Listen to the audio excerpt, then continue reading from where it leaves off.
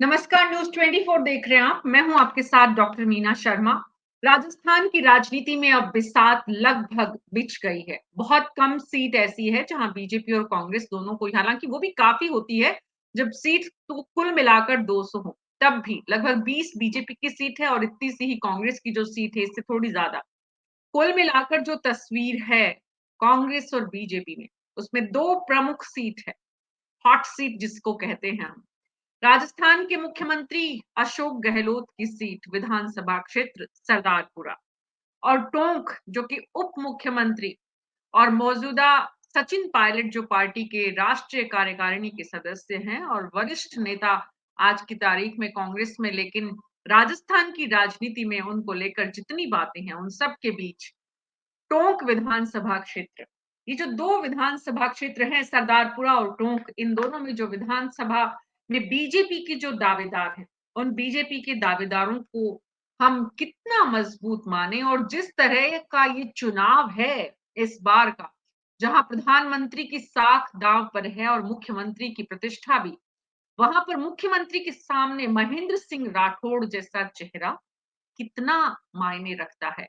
और अजीत मेहता टोंक विधानसभा क्षेत्र से सचिन पायलट के सामने, जो कि पूर्व विधायक भी हैं। हमारे खास दो मेहमान हैं, राजीव गुप्ता जी समाज के नजरिए से समाज शास्त्री हैं, और श्याम सुंदर शर्मा जी वरिष्ठ पत्रकार है, राजनीति पर पैनी नजर रखते हैं।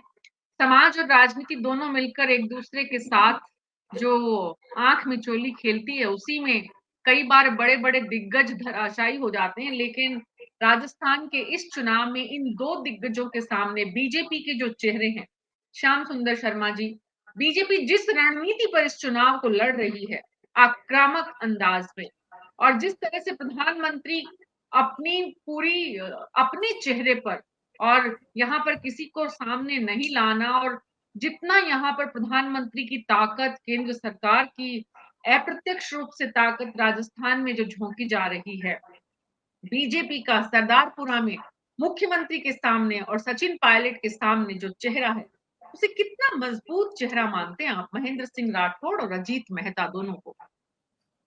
देखिए, निश्चित तौर पे जिस प्रकार से दोनों आपने कहा हॉट सीट है, हाँ, क्योंकि एक तो मुख्यमंत्री रहे हैं और दूसरे बनने की तैयारी कर रहे हैं। अब वो बनेंगे नहीं बनेंगे उनके भाग्य की बातें हैं, क्योंकि पहले नहीं बन पाए वो। हाँ, जिस तरह से बीजेपी कोशिश कर रही थी कि बहुत अच्छा व्यक्ति खड़ा किया जाए, लेकिन राजनीति में अच्छा व्यक्ति कभी जीतता नहीं है। जीतने के लिए बहुत सारी चीजें चाहिए होती है।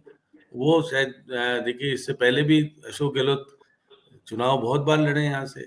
एक बार राजेंद्र गहलोत ने जरूर इनको हराया था, और वो फिर डीपीआर मिनिस्टर बने थे, और आज तो वो राज्यसभा के सदस्य हैं जोधपुर से। तो जिस प्रकार से अगली बार शंभू सिंह लाए थे, शंभू सिंह को, जो कि उसके ऊपर तो खुद के ऊपर आरोप थे, और किस तरह से वसुंधरा जी लाके खड़ा किया था कमजोर। लेकिन इस बार कैंडिडेट तो अच्छा दिया है, प्रोफेसर हैं, और देखिएगा कि नारायण जयनारायण विश्वविद्यालय में हैं, और ये जोधपुर विकास प्राधिकरण के अध्यक्ष भी रह चुके हैं। तो इसका मतलब है कि विकास की धारा इन्होंने भी देखी, किस प्रकार से विकास किया जाता है। तो ये खुद आरोप लगाते हैं, जब अभी तो उम्मीदवारी घोषित हुए कोई ज्यादा समय नहीं हुआ है, और मुख्यमंत्री जी अपने क्षेत्र का दौरा करके आ चुके हैं एक बार, जनसंपर्क करके, और उनको विश्वास करके आए कि भाई मुझे तो इस बार भी जिताना, क्योंकि मैं तो 3 बार का हूँ और चौथी बार की तैयारी कर रहा हूँ। तैयारी जब भी संभव होगी जब आप मुझे यहाँ से जिता करके भेजोगे। अगर यहाँ से जिता कर नहीं भेजोगे तो दिक्कत आएगी मेरे लिए। तो अपने लोगों के बीच जा करके और बहुत सारी चीजें अपनी गारंटियों की गुणगान करके, गारंटियों को कहने वालों से प्रदर्शित करा करके मेरी गारंटी कितनी कारगर है। देखिए, हाँ, मुख्यमंत्री होने के नाते उन्होंने काम भी किए होंगे, लेकिन जिस प्रकार से अभी मैं देख रहा था, वो प्रोफेसर महेंद्र सिंह राठौड़ आरोप लगा रहे थे कि आपने केवल शिलान्यास किया है, मिला कुछ भी नहीं। अभी तो आप इसलिए ये सब चीज करके आए हो कि आप ये कह सको कि मेरे को जिताओगे तो ये सब चीज कारगर होगी, नहीं तो फिर काम नहीं रुक जाएगा। इसलिए मेरे को जिताने के लिए आपको यहाँ काम कराने हैं, तो मेरे को जिताना जरूरी होगा। ये भी मानते हैं कि देखिए, जीतने के लिए खड़ा होता है, कोई हारने के लिए तो खड़ा होता नहीं है। वो प्रतिपक्ष की तरफ से जो उतरे हैं कैंडिडेट अच्छे हैं, लेकिन कितने कारगर होंगे नहीं होंगे तो जनता तय करेगी। आप और हम के भी विश्लेषण कर सकते हैं। आप अगर टॉक की बात करें, टॉक में देखिएगा पहले भी बीजेपी ढूंढ डांड के कहीं से लाई थी कि मुस्लिम लाओ, तो कुछ कारगर हो पाएगा। यूनुस बेचारे कहीं से ढूंढ के लाए, उसको रास्ते ही नहीं पता थे, टोंक के उसको खड़ा कर दिया, ले जा करके खड़ा हो जा भैया। और फिर वो जिस तरह से हारा, 54,000 से हारा, अच्छी हार थी। इस बार देखिएगा जो लोकल विधायक रहा है अजीत मेहता, उससे पहले जब सचिन पायलट टोंक से नहीं थे तो वो एक बार जीते जीते भी हैं, और वो जमीनी कार्यकर्ता तो है, लेकिन जिस तरह से कितने कारगर हो पाएंगे, राजपूत वोट कितने हैं क्या है मुझे नहीं पता, लेकिन जो स्थितियां हैं, अब देखिए सचिन पायलट के बीच में भी एक नई स्थिति पैदा हो गई है कि जिस समाज से आते थे वो विच्छेद हो गया समाज उनके साथ। अब वो समाज, विच्छेद होने वाला समाज उनके साथ क्या रहेगा नहीं रहेगा मुझे नहीं पता, क्योंकि उनके ससुर साहब के एक मित्र थे, उनकी बदौलत उनको वोट मिलते थे। अब वो मित्र उतना ही कारगर काम करेगा नहीं करेगा ये पता नहीं। अब क्षेत्र में एक नई चीज खड़ी होगी कि आप जिस समाज को लेकर के आप डबल समाज से, गुर्जर समाज भी हो, मुस्लिम समाज को संयुक्त रूप से देखते थे, क्योंकि अगली बार तो दोनों एक था, लेकिन अब वो विच्छेद हो गया समाज। अब वो जी, समाज का क्या कारगर होगा क्या नहीं होगा, अभी फील्ड में किस तरह की स्थिति बनेगी, क्योंकि उन्होंने उजागर ये भी किया है कि मैं अब अकेला हूँ, दूसरे मेरे साथ वो नहीं है। तो उसका प्रभाव जी, मुस्लिम वर्ग में कितना पड़ेगा, एक ये निश्चित रूप से ये चुनाव एक बड़ा संदेश लेगी, क्योंकि वो बड़े कद के नेता है, और वो उनके जिस तरह से उन्होंने नामांकन किया था तो भीड़ थी, लेकिन मुख्यमंत्री नहीं गए, रंधावा नहीं गए, गोविंद सिंह डोटासरा नहीं गए। तो इससे क्या है कि अंदर की कलह भी सामने आ गई कि देखिए वो अलग है, मैं अलग हूँ। तो ये सारी चीजें पार्टी में जब ये सब चीज दिखती है मतदाता के बीच में, तो मतदाता निर्णय करने में कुछ संकोचित होता है, कुछ विचित्र स्थितियां पैदा कर सकता है। तो निश्चित रूप से चुनौती नई पैदा हो जाती है। अब रघु शर्मा को क्योंकि गुर्जर वोट चाहिए, रघु शर्मा आ गया, वो पास ही के इलाके से केकड़ी से चुनाव लड़ता है। अभी तक तो मैं देख रहा था मुख्यमंत्री जी के साथ हुआ करता था, मंत्री था जब स्वास्थ्य का, फिर उसके बाद जब उसको गुजरात का प्रभारी बनाया, और उसको किस तरह का प्रभारी बना आपको पता है, किस तरह की स्थितियां बनी, क्योंकि जी, मुख्यमंत्री जी खुद अकेले हार का जिम्मा नहीं लेना चाहते थे, एक और ले गए थे, उनको भी जिम्मा दिला दिया। और उसके बाद अभी स्थिति क्या है, जिला नया बन गया है, वो बेटे को लड़ा चुनाव लड़ना चाहते हैं, लेकिन हाँ इस बार रोचक चुनाव है। सचिन पायलट तो कह रहे हैं कि मैं आराम से जीतूंगा, पहले 54 से जीता, अब ज्यादा से जीतूंगा, लेकिन जनता क्या कहती है, वो उनके बीच में और झाड़ू आएगी, बोतल आएगी, या और कोई आएगा, तो वो किस तो तरह से आने तय चुनाव। है, वो तो आने तय है, और वो आएंगे तब तस्वीर कैसे बदलेगी, कैसे एक-एक वोट की गणित लगाई जाएगी, वो तो अपने आप में आने वाले दिनों में हर दिन जो है, उस सीट की कैलकुलेशन और इक्वेशन में देखने को मिलेगा। लेकिन राजीव गुप्ता जी, 2 अप्रोच रही है अब तक की राजनीति में। एक अप्रोच ये रही कि बड़े नेता के सामने थोड़ा कमजोर नेता खड़ा हुआ और होता रहा अंडरस्टैंडिंग से। विपक्ष के साथ विपक्ष के नेताओं के मन में आपके प्रति इतना सम्मान होता है कि जो बड़े कद्दावर लोग हैं उनके सामने सिंबॉलिक बस किसी को पार्टी को खड़ा करना है। और दूसरा ये होता है कि आप एक बड़े चेहरे के सामने दूसरा बड़ा चेहरा, जो कि इन दिनों ज्यादा हुआ है, हालांकि ये पहले भी होता रहा है।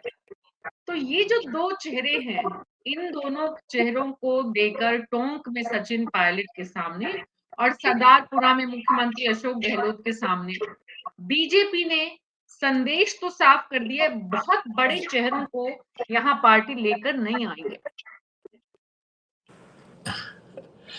एक्चुअल में मीना जी, राजस्थान का जो चुनाव है, वर्तमान चुनाव, ये कई सारे मुद्दों पर लड़ा जाने वाला है, और दोनों पॉलिटिकल पार्टीज उन मुद्दों को समझ रहे हैं। अब कितना वो मुद्दा जनता के लिए महत्वपूर्ण हो सकता है, ये देखने वाली बात होगी। यानी जनता की समझ का इम्तहान है अब।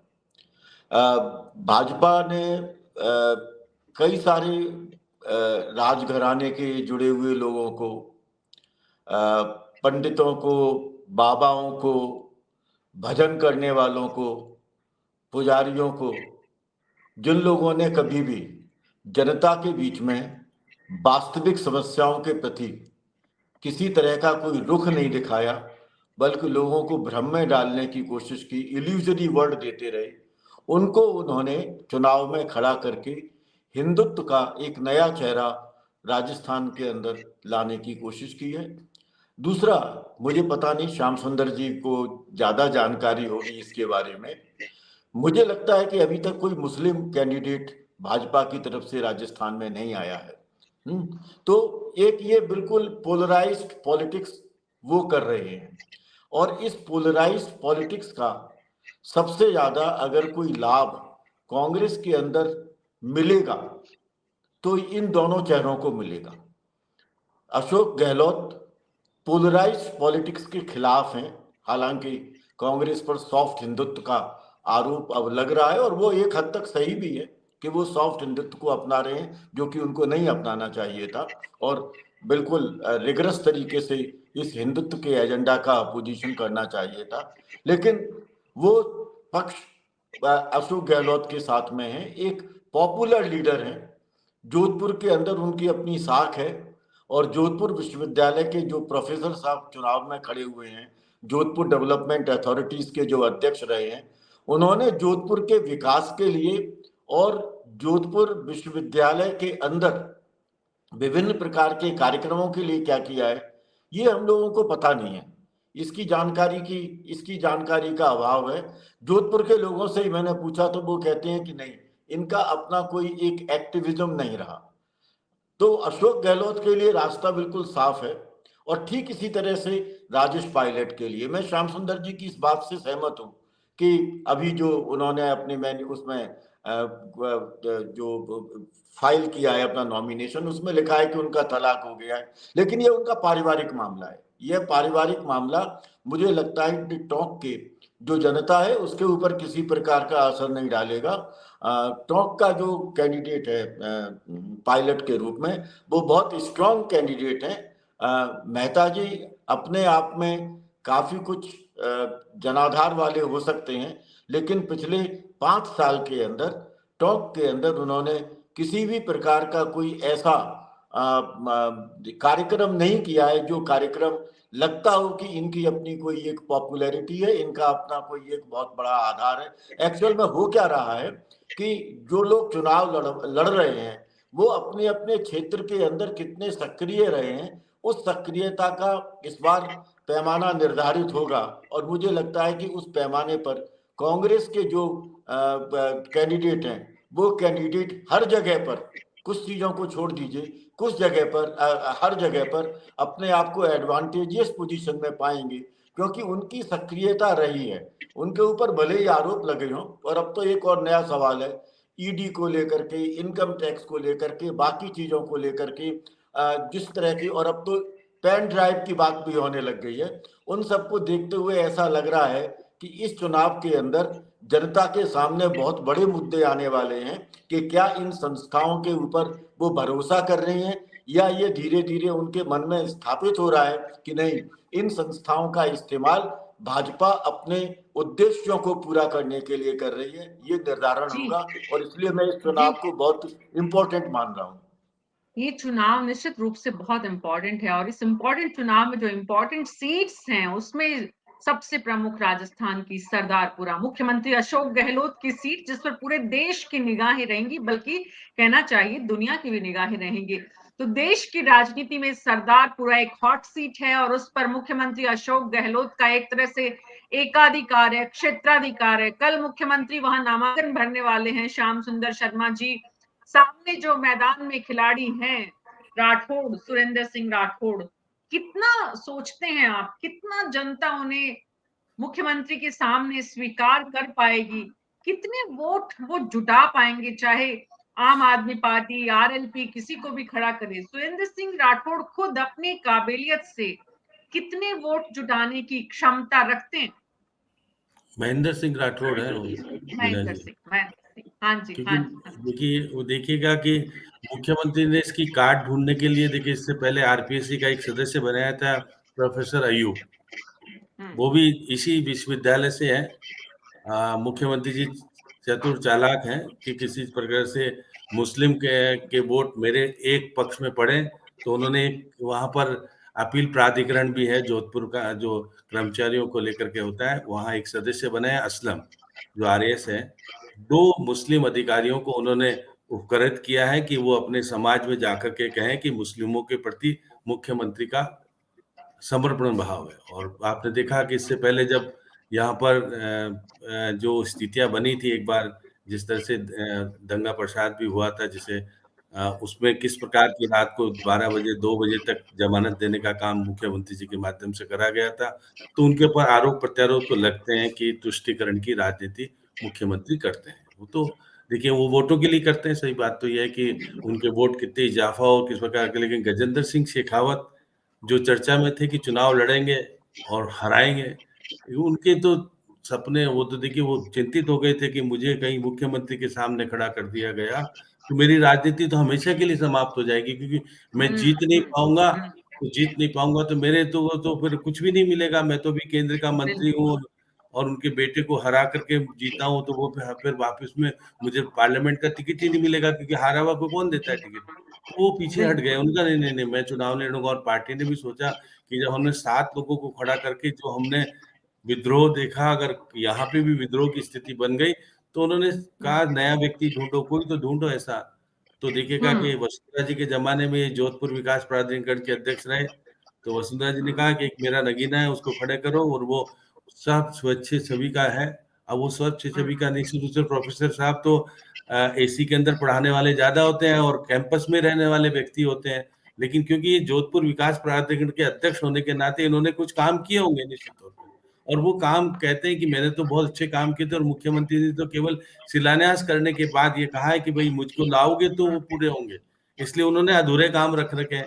और जोधपुर के हाल के लिए सड़कों के बारे में तो मुख्यमंत्री जी ने खुद ने कहा कि मैं मुख्यमंत्री होने के बाद भी ये क्या कर रखा है। तो मुख्यमंत्री जी आप ही कह रहे हो, आपकी पीडब्ल्यूडी थी, सब कुछ था, फिर आप ही बहाना लगा करके क्या कहना चाहते थे। तो देखिएगा मुख्यमंत्री जी अपने तौर तरीके से राजनीति करते हैं, और फिर चौथी बार का सपना फिर देख रहे हैं, कितने सफल होंगे नहीं होंगे मुझे नहीं पता, लेकिन ये निश्चित रूप से जोधपुर का इतिहास है कि वो जीतते आए, और जीतने के लिए वो जो कुछ करना होता है करते हैं। अब वो तो जादूगर तो कहलाए राजनीति का बादशाह तो वही होता है जो राजनीति की बिसात पर जीतने का हर कदम सोच समझकर पहले से सुनियोजित तरीके से चलता है। तो इसमें अशोक गहलोत से बड़ा खिलाड़ी कौन होगा राजस्थान में? देश की राजनीति में जो कुछ चुनिंदा राजनीति के माहिर लोग हैं, उनमें से एक अशोक गहलोत का नाम है। भले ही बीजेपी के अमित शाह और इस वक्त चाणक्य और तमाम उन नामों के लिए जाने जाते हैं, लेकिन राजस्थान की राजनीति में जिस तरह से राजनीतिक परिपक्वता की जो पहचान मुख्यमंत्री अशोक गहलोत की है, उनके सामने महेंद्र सिंह राठौड़ के कैंडिडेचर को यहाँ पर कोई बहुत मजबूत कैंडिडेचर नहीं समझा जा रहा है। राजीव गुप्ता जी, समाज के लोग जब उनको देखेंगे, एक तरफ उनका मुख्यमंत्री है, जोधपुर लोगों को समाज में एक बहुत बड़ा होता है, हमारे जिले से हमारे घर का मुख्यमंत्री, तो वो ये सोचेंगे कि हमारे घर का बेटा एक बार फिर से मुख्यमंत्री बने, या वो ये सोचेंगे कि भी बहुत हो गया, अब हमें नए व्यक्ति को मौका देना चाहिए। वो नया व्यक्ति उनके लिए क्या कर पाएगा, क्या नहीं कर पाएगा। यहाँ श्याम सुंदर शर्मा जी ने बताया कितने लोगों को उपकृत किया है मुख्यमंत्री जी ने। तो लोग उम्मीद करते हैं राजनीति में जो सक्षम होता है वो उपकृत करता है, अगर तभी तो अपनी पहचान बना पाता है। निश्चित रूप से तुष्टीकरण की राजनीति कांग्रेस की राजनीति का हिस्सा रही है, और आज से एकदम उलट राजनीति इस वक्त बीजेपी कर रही है। आलोचना उसकी भी होती थी, आलोचना इसकी भी है, सबका अपना अपना पक्ष है। मुद्दा ये है कि क्या महेंद्र सिंह राठौड़ एक सम्मानजनक स्थिति में पहुंच पाएंगे? राजीव गुप्ता जी, बीजेपी की ताकत उन्हें ला पाएगी? मुझे उम्मीद नहीं है। और अगर इस दौर विशेष में वे अपनी जमानत भी बचा पाए तो बहुत ज्यादा उनकी अपनी उपलब्धि होगी। कारण बहुत साफ साफ है। एक तो जोधपुर के अंदर जो लोग भी जोधपुर के सोशियो कल्चरल डायमेंशन से परिचित है, और निश्चित रूप से श्याम सुंदर जी काफी उसके साथ जुड़े भी रहे हैं, अशोक गहलोत का एक अपना इंटरपर्सनल रिलेशन बहुत है। वो जोधपुर की हर लोकेलिटी के अंदर, हर गली में, हर चौराहे पर, हर सड़क पर वो अब मूव करते रहते हैं। जब भी वहां पहुंचे हैं वो मूव करते रहे हैं, और मैंने कई बार वहां के लोगों से सुना है कि उन्हें अनेक लोगों के नाम पता हैं। वो नाम लेकर के उनको बुलाते हैं और उनके साथ में इंटरेक्शन करते हैं। ये जो एक अनौपचारिक रिलेशनशिप है लोगों के साथ जो उनकी अपनी निकटता है, वह निकटता उस व्यक्ति की अनेक कमियों को खो देती है, अनेक कमियों को खो देती है। और मुझे लगता है कि विश्वविद्यालय के अंदर पता नहीं राठौर साहब की क्या स्थिति रही होगी, पर विश्वविद्यालयों के जो वर्तमान हालात हैं उनमें अनौपचारिक संबंध पूरी तरह से समाप्त हो गए हैं और उन संबंधों का स्थान उपयोगितावाद ने ले लिया है। तो जोधपुर विश्वविद्यालय के अंदर वो कितना कुछ अपने आप को लोगों के बीच में ला पाएंगे। जोधपुर डेवलपमेंट अथॉरिटी के अध्यक्ष के रूप में उन्होंने क्या योगदान किया है ये बात हो सकती है, लेकिन उसके बाद में उन्होंने क्या वहां पर किसी प्रकार के कोई ऐसे रिलेशंस भी डेवलप किए हैं जिन रिलेशंस के कारण वे लोगों के बीच में जाने जाते हों। मैं एक बात और कहूं मीना जी, मैं जानता हूं प्रोफेसर अयूब खान को और असलम को, उन दोनों को ही जानता हूं। वो दोनों हो सकता है सर श्याम सुंदर जी की मुस्लिम चेहरों के कारण वहां लाए गए हों, लेकिन एक बात बहुत साफ है, ये दोनों ही अपने क्षेत्र के अंदर काफी कुछ हस्तक्षेप रखने वाले लोग हैं। इनकी अपनी एक समझ है और वह समझ मुझे लगता है कि आरपीएससी को भी और वहां पर जो बोर्ड है उस बोर्ड के अंदर भी काफी काम करेगी। ये बात अलग है कि इनविजिबल तरीके से मुस्लिम वोट का उनको अपना फायदा होगा। इसलिए मुझे जो लग रहा है और विशेष रूप से 7 जो उन्होंने अपनी गारंटीज दी हैं और जिस तरीके से लगातार अशोक गहलोत की अपनी पिछले 5 सालों के अंदर सक्रियता रही है, हर ऑड में, हर विषम स्थिति में वो कहीं ना कहीं और मजबूत होकर के सामने निकल करके आए हैं। भले ही उसके पीछे कई समझौते हुए हों, लेकिन उनकी अपनी जो मजबूती है वह इस बात को सिद्ध करती है कि उनका चेहरा राजस्थान के अंदर बहुत लोकप्रिय चेहरा है। और मैं केवल ये मान करके चल रहा हूँ, मैंने पिछली बार भी श्याम सुंदर जी कहा था कि अगर उनके चेहरे का कोई मुकाबला हो सकता है भाजपा के अंदर तो वो केवल वसुंधरा राजे हो सकती है।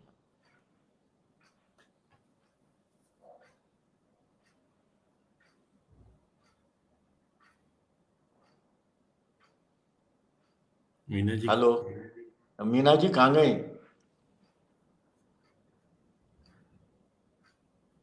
चलिए सर हम ही दोनों बात कर लेते हैं। जी जी जी नहीं, आगे एक्चुअली श्याम सुंदर शर्मा जी, वैसे तो सर ये जो डिजिटल की दुनिया है, इस डिजिटल की दुनिया में हमेशा ये कहीं ना कहीं एक स्कोप बना रहता है कि किसी की विंडो कब गायब हो जाए, क्योंकि कभी कहीं पावर कट, कभी इंटरनेट कट। तो ऐसे में आप लोगों को पूरा अधिकार है कि आप उस चर्चा को जारी रखें जब तक वापस विंडो ओपन हो। तो विंडो की जो स्कोप है उसको बनाए रखते हुए बहरहाल श्याम सुंदर शर्मा जी, मुद्दा ये है कि ये जो अजीत मेहता जी हैं, ये एक तरफ तो बीजेपी के पूर्व विधायक के रूप में और एक तरफ पूर्व मुख्यमंत्री के सामने, और यहाँ पर मुद्दा ये है कि यहाँ इन्हें जिताने के लिए सिर्फ बीजेपी कोई ताकत नहीं लगानी है, यहाँ इन्हें जिताने के लिए कहीं ना कहीं कांग्रेस का एक खेमा भी काम करेगा। क्योंकि अगर इस प्रदेश की राजनीति का ये इतिहास रहा है कि जो कद्दावर नेता हैं उनको, और शायद देश में भी, और न सिर्फ विधानसभा के चुनाव में, लोकसभा के चुनाव में, राजनीति की कड़वी हकीकत है कि कद्दावर चेहरों को हराने का काम भी कद्दावर चेहरों के द्वारा ही, अपनी ही पार्टी के द्वारा किया जाता है। कहीं ना कहीं एक भूमिका, एक राजनीति की बिसात पर एक रणनीति का ये हिस्सा होता है। श्याम सुंदर शर्मा जी, ये बात सही है?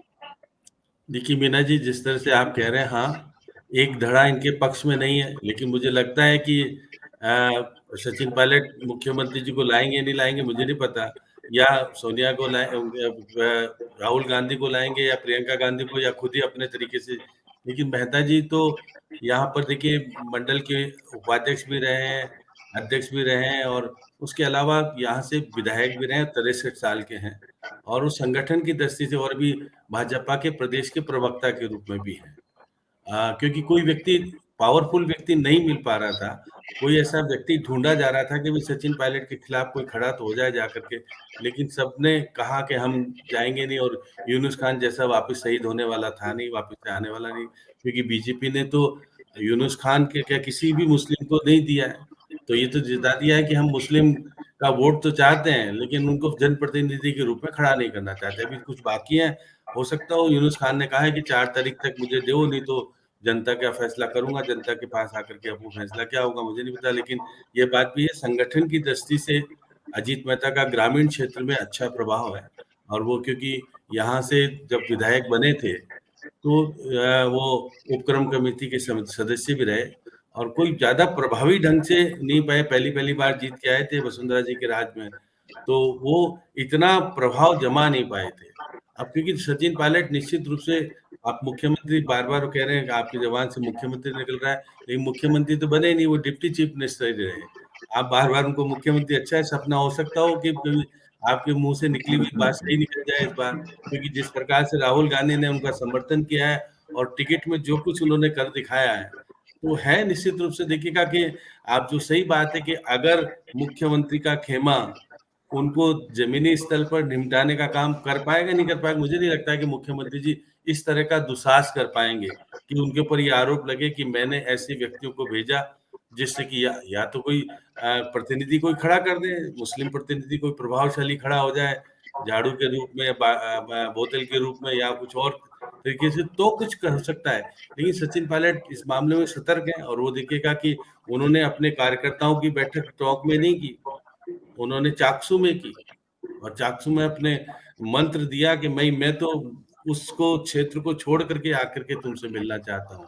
तो मुस्लिम वाला, फिर मैं कह रहा हूँ कि उनके ससुर साहब एक के मित्र हैं वहां पर, जो उनका कामकाज देखते थे, अब वो कामकाज उसी तरह से देखेंगे नहीं देखेंगे, मुझे थोड़ी शंका जरूर होती है राजीव जी, क्योंकि देखिए क्या होता है, अगर कहीं देखिए वो परिवार तो ऐसा नहीं है कि इनके खिलाफ आकर के खड़ा होकर के कहे कि मेरी बेटी के साथ दगा किया है तो हम हराएंगे, ऐसा तो परिवार नहीं है वो। तो इसलिए ये तो अच्छी स्थिति है कि उस परिवार को छोड़ने के बाद भी आप वहां पर ज्यादा चर्चा करेंगे नहीं, क्योंकि इस चर्चा का विषय तो उसी दिन बना जिस दिन उन्होंने डिक्लेरेशन किया कि हाँ मैं आज तलाकशुदा हूँ। ये पहली बार चर्चा का विषय, और अभी तक आपने देखा सुर्खियों में छाया हुआ है वो मामला। लेकिन क्योंकि इनके पिता माता पिता दोनों तरफ राजी नहीं थे, ये तो है प्रेम प्रसंग का मामला था, 2 जातिगत आधार के बाद भी फिर एक हुए, और 19 साल एक रहने के बाद 2 बच्चे भी इनके हैं, और लंदन में पढ़ाने के लिए उन्होंने डाल रखा है। तो इसका मतलब है कि आपने राजी से छोड़ा है, जिस प्रकार से दिया कुमारी की बात बार बार आती है ना, सब बच्चे और फिर भी राजी से छोड़ दिया, तो राजी से छोड़ने वाले में ज्यादा दिक्कत कम आती है।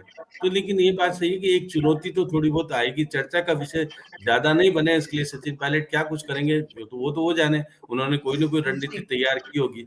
लेकिन ये बात सही है कि जी क्योंकि दुनिया ये देखती है कि हमारा जनप्रतिनिधि चाहे भले मुख्यमंत्री बने ना बने, बड़ा प्रतिनिधि निश्चित रूप से उस क्षेत्र को विकसित करने में सहयोगी बनता है। आपने देखा कि जब वो कोविड हुआ था, उन्होंने अपने सोर्स के आधार पर वहां पर जो अस्पताल है, जो जी हाँ, राजकीय अस्पताल है, वहां उन्होंने बिल्कुल। वो गैस, ऑक्सीजन गैस का पर्याप्त इंतजाम किया, और बहुत कुछ जाकर के देखिए, वो जाते थे तो लोगों के बीच बैठ करके काम करते थे, ऐसा नहीं था कि वो बहुत अपने आप को ये सोचते थे कि मैं ही हूँ, अभी भी जाकर के बैठ करके बात करते हैं, और अपने क्षेत्र के लोगों का काम भी किया है। ये बात जरूर है कि रेल नहीं ला पाई वो 5 साल में, जो करना चाहिए था वो करने में कामयाबी तो नहीं मिल पाई।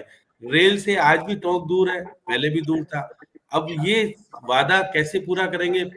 और देखिएगा टोंक में बीसलपुर है, सिंचाई का पानी नहीं मिलता किसानों को, तो ये जो बड़ी बड़ी समस्या जो खड़ी हुई है, और किस प्रकार से देखिए मेडिकल कॉलेज का काम देरी से शुरू हुआ, अभी तक उसका उद्घाटन नहीं हो पाए, फीता काट नहीं पाए। तो ये देखिए कुछ कमियां रही, मुख्यमंत्री ने निश्चित तौर पर वित्त मंत्री होने के नाते उनका वित्त रोके रखा, कोई काम होने से बजाय उसको नहीं होने दी, अड़ंगेबाजी करी मुख्यमंत्री। देखिए इस टाइम में वो राजनीति करते हैं तो पूरी करते हैं, वो जानते हैं कि अगर मेरा व्यक्ति, अगर वो अपने क्षेत्र में पॉपुलर हो गया और अपने तरीके से काम करेगा तो मुझे राजनीति में चुनौती देगा। इसलिए मैं चाहता हूँ कि 18 लोगों की डिमांड खड़ी कर दी कि 18 लोग कांग्रेस से टिकट मांग रहे थे, बताइए, सचिन पायलट के खिलाफ 18 लोग, और मुख्यमंत्री और डोटासरा के खिलाफ एक भी नहीं। तो ये देखिएगा राजनीति में जो मुख्यमंत्री जी करिश्मा दिखाते हैं, और राजनीतिक परिप्रेक्ष्य में जो जादूगर कहलाते हैं, जो कि जादू दिखता है लोगों को, होता कुछ भी नहीं है। वो क्या है कि आपका मन का फेर करके जादू जो दिखाया जाता है, उससे होता कुछ भी नहीं है, लेकिन उस वक्त मोहित होकर के व्यक्ति भ्रमित हो जाता है। और भ्रमित करने में मुख्यमंत्री जी माहिर हैं और उन्होंने ये जता दिया कि मैं अभी भी सचिन पायलट के पक्षधर नहीं हूँ, इसलिए वो जी सचिन पायलट जी, अगर ये नामांकन के लिए तो अब साफ है, ये तो अब साफ है, इसमें कोई दो राय नहीं है। लेकिन राजीव गुप्ता जी, एक तो ये जो परिवार का पारिवारिक उनका व्यक्तिगत किसी से रिश्ता है, पति पत्नी का जीवन भर रिश्ता चले नहीं चले, जिनका चल रहा है उनका कितना अच्छा चल रहा है नहीं चल रहा है, जिन्होंने बड़ी स्पष्टता आपकी से ये अपना बात रास्ता बिल्कुल देख वाजिब लिया, है कि अपना इस तरह रास्ता देख लिया, जिन्होंने बड़ी स्पष्टता से कि भाई हम साथ नहीं रह सकते हैं, कोई भी कारण हो सकते हैं, चाहे वो वसुंधरा राजे हो, चाहे वो दिया कुमारी हो, चाहे वो सचिन पायलट हो और चाहे वो नरेंद्र मोदी हो। रास्ता तो नरेंद्र मोदी ने भी चुना, उसकी चर्चा आज कोई नहीं करता है देश में, दुनिया में, क्योंकि वो प्रधानमंत्री के खिलाफ बोलने का साहस कोई जुटा नहीं पाता है। लेकिन हकीकत तो यही है ना कि पारिवारिक जीवन उन्होंने भी अलग तरह से जिया, आज उसकी चर्चा नहीं होती है, सचिन पायलट की चर्चा होती है। सचिन पायलट की भी चर्चा आज जो इतनी हो रही है, ये भी राजीव गुप्ता जी, आप मानते हैं कि इसमें भी कहीं ना कहीं एक प्रायोजित या फिर लोगों की समाज की दिलचस्पी व्यक्तिगत रिश्ते में ज्यादा है, आपके नेता में उसके नेतृत्व क्षमता में कम है?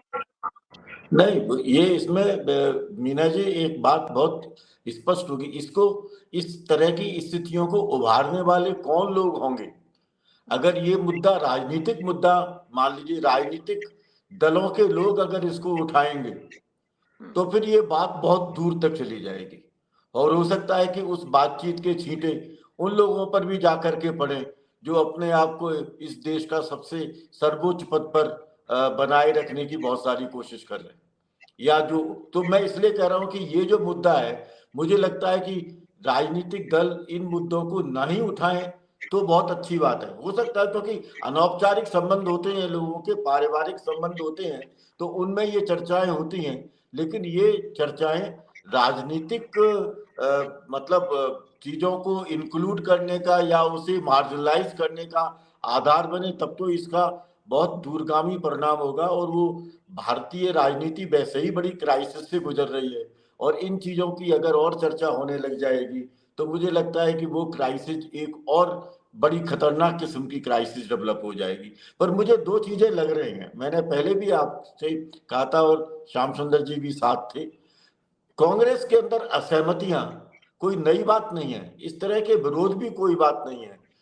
इस्तीफा देना और इस्तीफे की धमकी देना, ये हम भारतीय स्वाधीनता संघर्ष से कांग्रेस के अंदर लगातार देख रहे हैं। इसलिए मुझे उसमें लगता नहीं कि कोई बहुत ज्यादा इस तरह के संकट वाली स्थिति है। लोग कई जगह मतलब सॉलिडेरिटी होती है, लेकिन सॉलिडेरिटी नहीं है तो एकोमोडेशन है, एकोमोडेशन नहीं है तो कोऑर्डिनेशन है। लेकिन ये चीजें राजनीति के अंदर अब होने लगी हैं। चर्चा वहां भी होती है कि भाई जो टॉप पर बैठे हुए लोग हैं, क्या वो आपस में एक दूसरे से सहमत हैं क्या।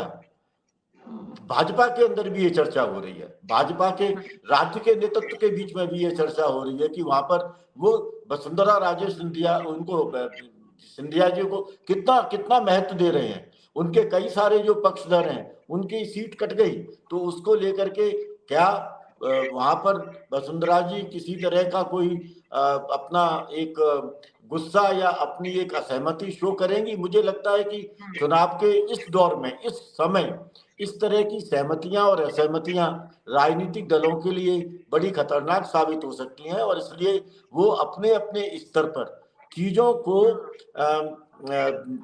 रोकने की कोशिश करेंगे, उन्हें ठंडा करने की कोशिश करेंगे। और मुझे लगता है कि राजनीति के अंदर इन सब चीजों की अब मतलब कोई बहुत महत्व हो नहीं गया है। पर मैंने फिर कहा आपसे कि हिंदुत्व की राजनीति, आक्रामक हिंदुत्व की राजनीति, संस्थाओं का भेजा इस्तेमाल, इस तरह की जो चीजें हैं वो सब चीजें। और अभी तो देखिए ना, आपने देख लिया कि अलवर के अंदर एक सम्मेलन में किस तरह का धार्मिक मामला उठा करके चीजों को साइडलाइन करने की कोशिश की गई। राजीव जी, ये जो अजीत मेहता जी हैं, ये क्या अपनी सम्मानजनक स्थिति तक पहुंच पाएंगे विधानसभा के चुनाव के नतीजों की जब जनगणना वो हो रही होगी? मुझे लगता है कि चूंकि वो पहले विधायक रहे हैं तो स्वाभाविक है कि उनका अपना कोई एक जनाधार है और उस जनाधार को वो एक लेवल पर सक्रिय करने की कोशिश करेंगे, पर वो मुकाबला पायलट से नहीं हो पाएगा। वो अपनी सम्मानजनक स्थिति बना सकते हैं, वो अपनी जमानत बचा सकते हैं, लेकिन मुझे लगता है कि जोधपुर के अंदर राठौर साहब को जमानत बचाना मुश्किल हो जाएगी। जी, देखिए मीना जी, मैं कह रहा था, मीना जी एक बात मैं कहना चाह रहा था। हाँ जी, देखिएगा यहाँ से देखिएगा कि ओवीसी भी ने भी अपना शोएब खान को खड़ा किया, वो कितना कारगर होंगे मुझे नहीं पता। और एक ये भी बात कही जा रही कि वहां पर आप पार्टी ने भी एक व्यक्ति खड़ा किया है, लेकिन केवल वोट काटने वाले हैं, बहुत ज्यादा प्रभावी ढंग के लोग नहीं है। क्योंकि यहाँ का देखिए टोंक में तो बाहर से आते वाला जकिया इमाम का नाम सुना है आपने? जकिया इमाम तो जयपुर से जाती थी और जीतती थी और आ जाती थी, वो कोई था नहीं।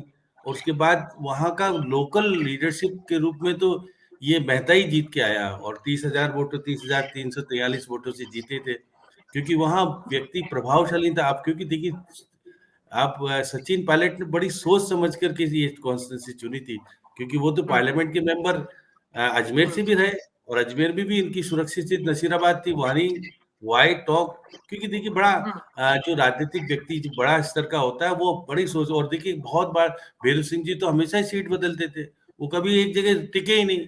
अब कम से कम अशोक गहलोत और सचिन पायलट ऐसा तो है कि भाई दूसरी बार वापस आ रहा है, जबकि बात हो रही थी सचिन पायलट यहाँ से छोड़ देंगे और दूसरी जगह चले जाएंगे, और मुख्यमंत्री तो लगातार जीतते आ रहे हैं और अब फिर भी खड़े हो गए। तो ये एक अच्छा सिनेरियो कहा जा सकता है कि भाई पार्टी में कोई व्यक्ति तो ऐसा है कि अपने क्षेत्र में रह करके काम करके लोगों को अपना बनाता है। अब देखिए अजीत मेहता जी निश्चित रूप से जमानत जब्त तो नहीं होगी उनकी, क्योंकि ग्रामीण क्षेत्र में उनकी स्थिति ठीक है और पार्टी में माइक्रो जो आरएसएस के कार्यकर्ता है ये मूल रूप से, इसलिए इतने अभी कुछ दिन पहले से देखिए सक्रिय तो 6 महीने से थे और लग रहा था कि इसीलिए राजीव गुप्ता जी कह रहे हैं कि वो जो स्थिति सरदारपुरा में देख रहे हैं वो स्थिति टोंक में नहीं देख रहे हैं। इसलिए आप दोनों लगभग एक ही पिच पर हैं, एक ही उस पर हैं कि रिजल्ट जो है वो जब आगे आने वाले दिनों में चुनावी माहौल जब बनेगा तो किस तरह का बनेगा। तो कुल मिलाकर जो तस्वीर निकलकर सामने आ रही है, हॉट सीट दोनों राजस्थान की जो है मुख्यमंत्री की और पूर्व उप मुख्यमंत्री की। तो इन दोनों सीट पर जो मैदान में खिलाड़ी हैं, आने वाले कांग्रेस पार्टी के ये दोनों ही चेहरे भविष्य के भी बहुत बड़े नेता हैं। भले ही दोनों की उम्र का अलग अलग हो, लेकिन दोनों कांग्रेस में काफी प्रभावी होंगे, चाहे कांग्रेस पार्टी इस प्रदेश में सरकार बनाए या नहीं बनाए तब भी। बहरहाल न्यूज़ 24 में अभी मेरे साथ इतना ही। यहाँ पर खबरों का सिलसिला लगातार जारी है। राजनीतिक विश्लेषण आप देखना चाहते हैं तो लगातार देखते रहिए, अपना फीडबैक दीजिए, सुझाव दीजिए और शाम 6 बजे हमसे फिर मुलाकात कीजिए। तब तक के लिए नमस्कार।